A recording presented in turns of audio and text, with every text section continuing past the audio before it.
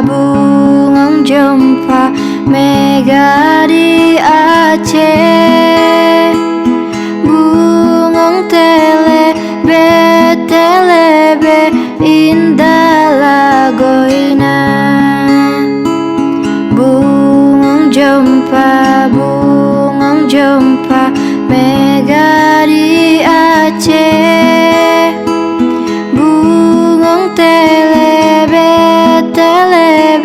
indah lagoina.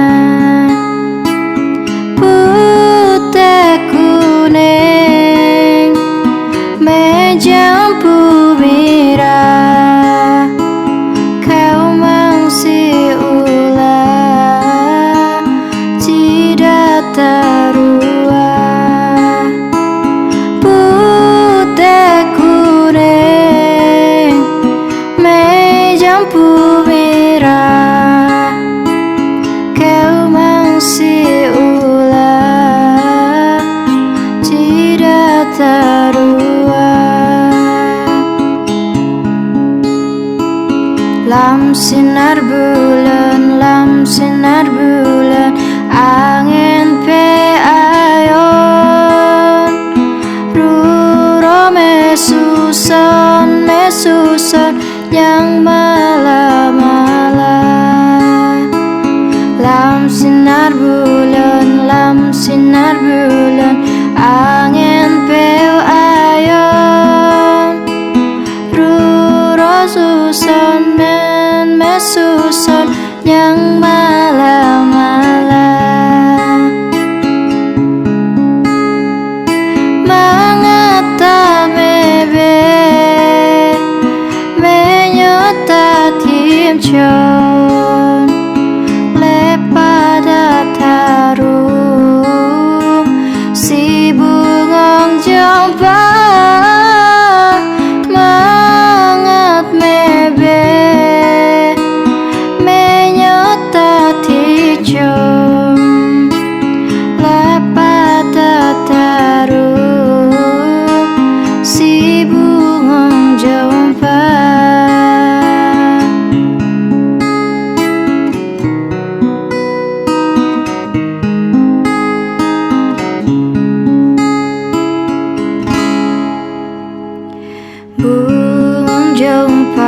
Bungong jempa mega di Aceh. Bungong telebe indah lagoina. Putih kuning menjampu merah, kau mangsi ulah tidak terua. Putih kuning menjampu merah, kau mangsi ulah tidak terua.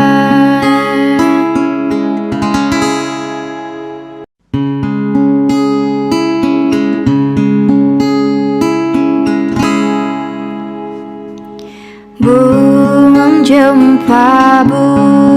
jempa mega di Aceh.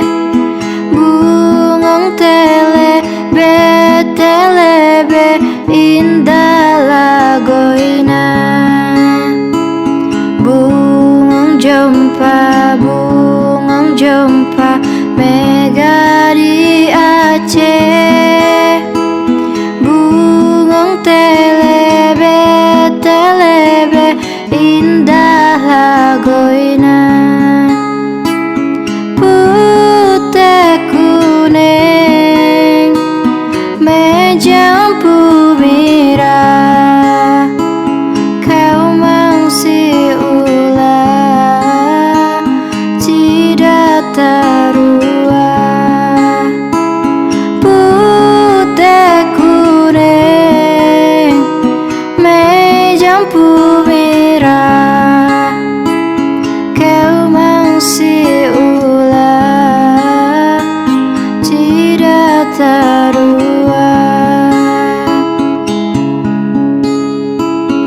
lam sinar bulan,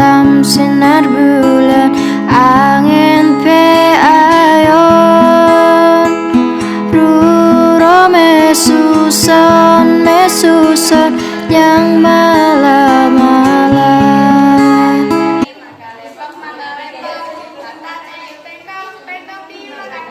Apinya cangcurukan, tengok dimakan api, apinya cangcurukan. Yang mana bagus kutung bikin TV rawang, yang mana bagus kutung bikin. Ya, kata Warpesa ini menceritakan tentang masyarakat Kalimantan Selatan yang iseng sedang buat kue, terus nyanyi lagu pisang. Kue tersebut itu dinamakan dengan kue rinci.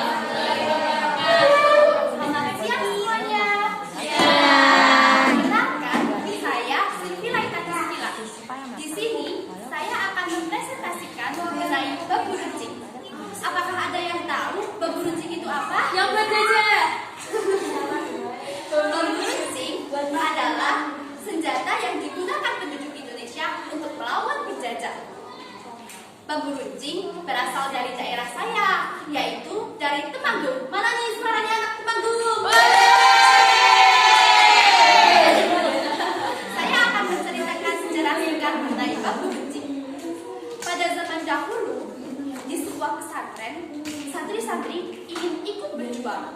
Namun Indonesia kekurangan senjata. Maka dari itu, Kiai Haji Subhi, yaitu pencetus bambu runcing, menyuruh seluruh santrinya untuk menebang pohon bambu. Setelah pohon-pohon tersebut ditebang, pohon-pohon tersebut diruncingi dan dilapisi dengan cairan. Setelah itu, bambu-bambu tersebut didoakan agar bisa menang di medan perang nantinya. Pertama kali bambu runcing dibawa ke medan perang adalah di pertempuran 10 November. Nah, bagi Belanda, bambu runcing adalah pembunuh dalam keheningan. Mengapa demikian? Karena ketika bambu runcing ditembakkan, Belanda tidak akan mendengar suara apapun. Jadi, musuh bisa langsung mati karena infeksi. Nah, kita harus bangga mempunyai senjata tradisional berbentuk bambu yang dirincing. Pendidikan Indonesia memiliki banyak keragaman budaya, dari makanan khas, baju, rumah adat, hingga kesenian daerah. Salah satu makanan yang khas adalah iga Ambon. Sekilas, dengan tidak namanya, mungkin sebagian orang awam akan berpikir bahwa makanan ini berasal dari kota Ambon. Namun, ternyata makanan ini merupakan salah satu oleh-oleh khas kota Medan, Sumatera Utara. Merujuk dari beberapa sumber, konon penggunaan kata Ambon merujuk dari tempat di mana makanan ini pertama kali dikenalkan, yaitu di Jalan Ambonsey Daerah. Selain itu, beberapa sumber juga mengatakan bahwa kata Ambon merupakan gabungan dari kata amplas dan Ambon. Unik ya? Namun sayangnya hingga kini masih belum diketahui apa filosofi dari kedua kata tersebut. Sedangkan menurut sejarawan, kata bika merujuk pada kata bingka, yaitu salah satu makanan khas dari Melayu berbentuk kue basah yang terbuat dari tepung sagu dan tambahan nira, yang membuat makanan ini begitu berserat, mengembang, dan memiliki banyak rongga. Terlepas dari begitu banyaknya versi mengenai asal-usul makanan ini, ternyata makanan ini termasuk makanan Kenalkan, nama saya Tukasyana Silkis dari Kanjina. Di sini saya akan menyanyikan lagu berjudul Wong Jempa.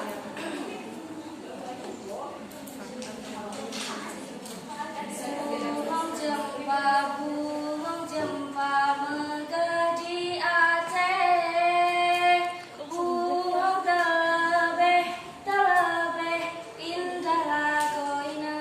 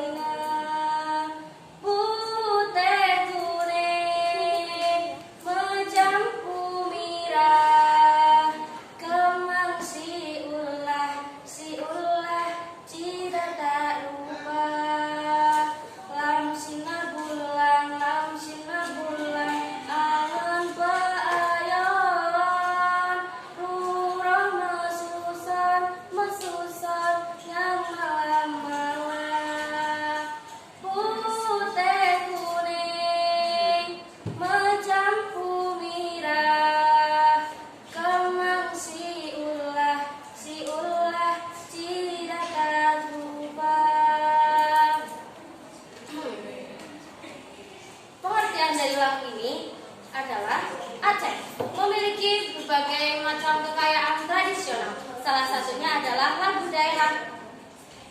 Lagu daerah diantaranya ada Bungong Jempa, Adu Ahu, Sepakat Segenap, Lembah Alas, dan Kiva Sulit.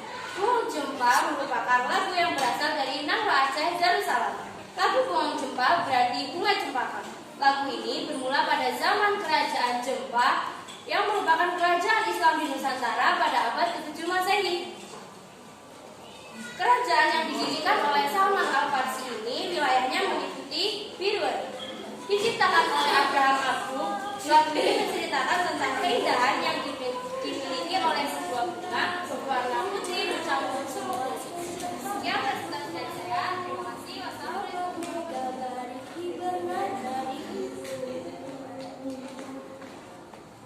Saha anu bisa ngusulkan tandana tandang gempa tentang kaya badi manana dipika gimbir dipika serap pusat sama kaya karumpan kasih lebar wanena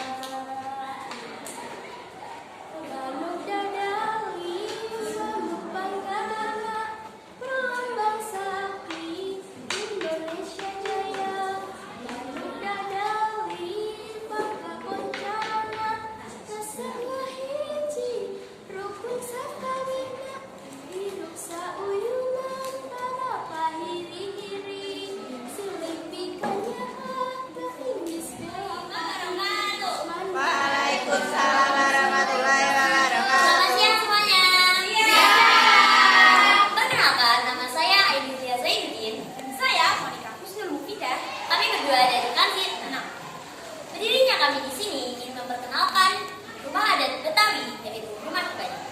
Rumah kebaya ini adalah rumah dari suku Betawi. Rumah kebaya ini lipatan atapnya seperti lipatan pada baju kebaya. Sejarah rumah Betawi dimulai pada tahun 1673, di mana asal sebenarnya dari babat tanah Jawa yang menemukan kata negeri Betawi di Pulau Jawa dengan budaya Melayu Islam. Suku Betawi menyebar menjadi beberapa subetnis, yaitu suku Betawi Pesisir, Betawi Tengah, dan Betawi Utara. Perbedaan penyebaran wilayah tempat tinggal ini mempengaruhi asal-usul rumah adat Betawi yang dibagi menjadi dua jenis, yaitu rumah panggung dan juga rumah darat. Rumah panggung dibangun oleh mereka yang tinggal di daerah pesisir agar air pantai tidak masuk ke dalam rumah. Selanjutnya ada rumah darat atau rumah kebaya yang dibangun oleh mereka yang tidak tinggal di daerah pesisir. Dahulu sempat terjadi konflik di mana para etnis Tionghoa yang baru masuk ke daerah Tiga Raksa dan Panongan membangun rumah kebaya sebagai siasat agar terhindar dari pasukan Belanda. Mereka membangun rumah kebaya agar dianggap sebagai suku Betawi.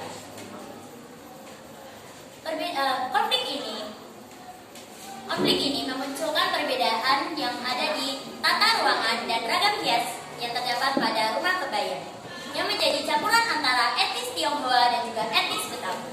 Bagian dan filosofi rumah kebaya. Bagian rumah kebaya ini menjadi 3 bagian. Bagian yang pertama yaitu ruangan semi publik atau ruangan umum. Ruangan umum ini terdiri dari yang pertama rangkan atau pagar kayu. Pagar kayu ini memiliki filosofi bahwa orang Betawi adalah orang-orang yang terbuka, tetapi masih memiliki batasan. Orang-orang Betawi juga dipercaya dapat membedakan hal yang baik dan hal yang buruk yang akan memasuki ke dalam rumah. Bagian yang kedua yaitu balak suci. Balak suci adalah tanda penghubung antara rumah dengan area luar rumah. Balak yang artinya bencana dan suci yang artinya penyejuk yang akan mencegah bencana masuk dalam kehidupan penghuni rumah. Selanjutnya ada teras yang luas sebagai simbol bahwa masyarakat Betawi menghormati seluruh tamunya walaupun berbeda suku, berbeda agama, tapi mereka tetap menjamu dengan baik. Selanjutnya kebaya yaitu bagian pribadi. Bagian pribadi ini hanya boleh dilihat-lihat oleh kerabat terdekat pemilik rumah. Bagian ini terdapat pada bagian belakang rumah. Bagian ini terdiri dari 2 bagian, yaitu yang pertama kamar dan yang kedua yaitu pangkeng atau ruang keluarga.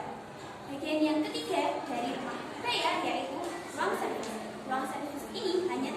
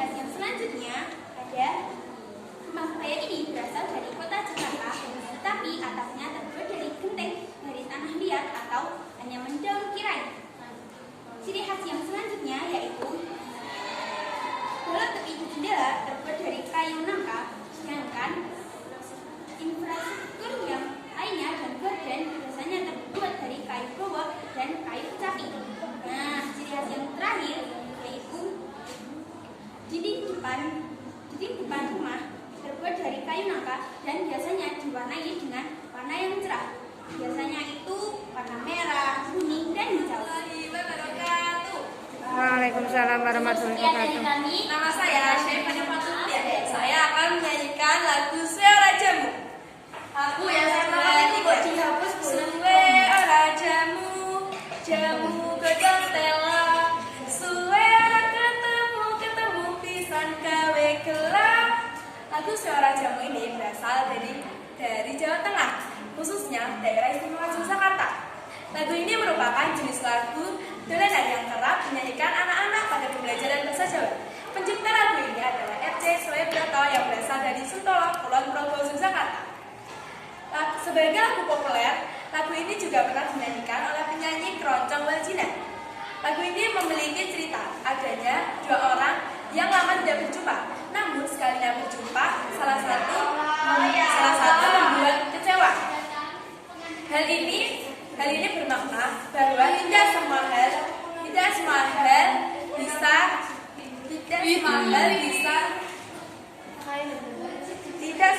berjalan sesuai harapan, sehingga manusia bisa saja merasa kecewa. Assalamualaikum warahmatullahi wabarakatuh. Manu Dadani merupakan salah satu lagu daerah di Indonesia yang sangat terkenal. Dari Jawa Barat, lagu berbahasa Sunda ini diciptakan oleh Sambas Mangkudikarta. Dirinya adalah penulis dan pencipta lagu Sunda, penyiar radio senior, dan juga dirinya berprofesi sebagai penyiar radio FM yang sudah pindah ke TVRI yang menjadi penyiar dalam Sunda. Lalu apa makna lagu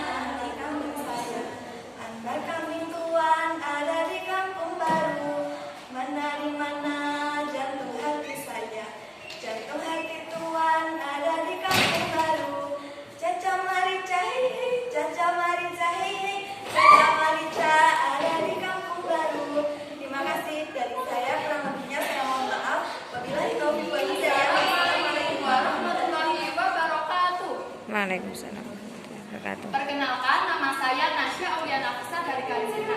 Berdirinya saya di sini ingin mempresentasikan salah satu keberagaman budaya Indonesia yang berupa pakaian adat Jawa Tengah yang bernama kebaya. Kebaya merupakan salah satu pakaian adat Jawa Tengah yang sering digunakan oleh masyarakat. Kebaya bisa terbuat dari berbagai jenis macam bahan seperti beludru, katun, sutra, hingga nilon. Dalam filosofi Jawa, setiap unsur yang terkandung dalam sehelai kain pada kebaya mempunyai makna dan pesona seorang perempuan Indonesia.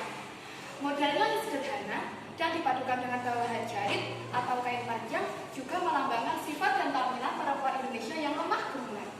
Kemudian, lilitan kain yang ketat pada kain kebaya juga memiliki makna bahwa seorang perempuan Indonesia harus bisa menyesuaikan diri dengan keadaan yang ada. Serta biasanya, kebaya juga dilengkapi dengan staket atau ikat pinggang. Namun, dalam kesempatan kali ini saya tidak menggunakannya, tapi bisa dilihat pada gambar berikut ini. Ini yang dinamakan staket atau ikat pinggang. Staket atau ikat pinggang akan gaya khusus saja. Lalu ada Kalimantan Timur yang paling terkenal adalah Rumah Lamin. Rumah Lamin memiliki arsitektur berbentuk panggung. Nilai filosofis utama dari Rumah Lamin adalah bentuknya yang berupa rumah panggung dan merupakan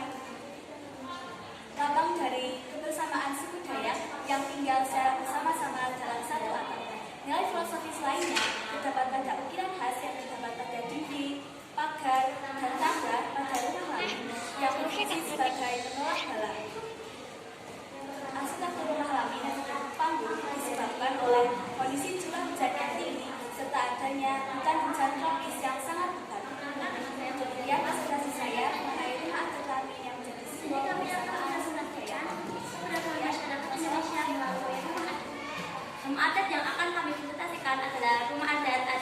Yang pertama-tama kita akan menjelaskan tentang makna dari rumah adat. Yang pertama yaitu bentuk kolongnya. Kolong rumah adat Aceh ini dibuat agar tidak mengganggu aktivitas masyarakat lain. Selain itu, kolong ini yang berdiameter 2,3 meter ini digunakan untuk mengukur hasil pertanian dan juga laut. Yang kedua adalah tangga. Tangga ini dibuat dengan bilangan ganjil karena masyarakat Aceh yang cenderung religius. Lalu yang ketiga adalah arah rumah adat. Rumah ini menghadap ke arah timur ataupun barat. Karena sebagian mayoritas masyarakat Aceh yang berada. Yang keempat adalah atap rumah. Atap rumah ini dibuat dari daun rubia yang sifatnya ringan dan membawa hawa dingin. Lalu yang terakhir yaitu